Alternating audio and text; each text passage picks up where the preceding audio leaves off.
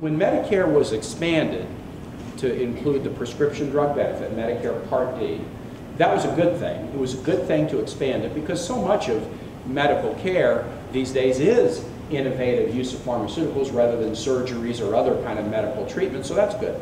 But Congress made two huge mistakes when they expanded Medicare. First, they didn't pay for it. They just said, well, we'll just put it on the credit card and our kids and grandkids will figure it out. That was a problem. My opponent voted for that when he was in the Senate. And second, there was a provision in law that basically says under Medicare, we cannot negotiate with pharmaceutical companies over the prices of prescription drugs.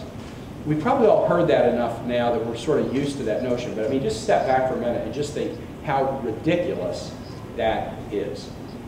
Any corner pharmacy, if they had a good year, they would go to their supplier and say, okay, you know, we buy pharmaceuticals from you to sell to our customers. We've had a really good year. We'd like to try to get a volume discount from you. Any Walmart that has a pharmaceutical department that had a good year would go to the folks that they buy pharmaceuticals from and say, we've had a good year, give us a volume discount. That is the business smart thing to do. And yet, Congress prohibited the federal government from doing just that. And to make it more ridiculous, the federal government does this. We do negotiate for prescription drug prices from the same companies when we buy the same drugs for the VA system and for other federal programs.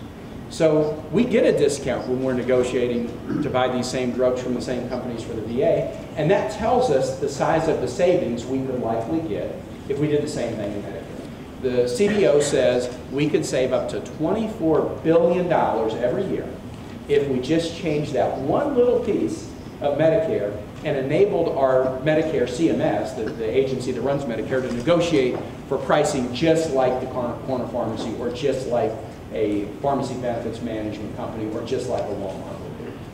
Now, that's the kind of Medicare reform that is a true reform. That's an entitlement reform. That's a cost saver. But it doesn't push costs onto senior shoulders. It doesn't weaken benefits. It doesn't hurt people. It actually helps the program and makes it more solvent. And we can help deal with our deficit and deal with cost increases that way.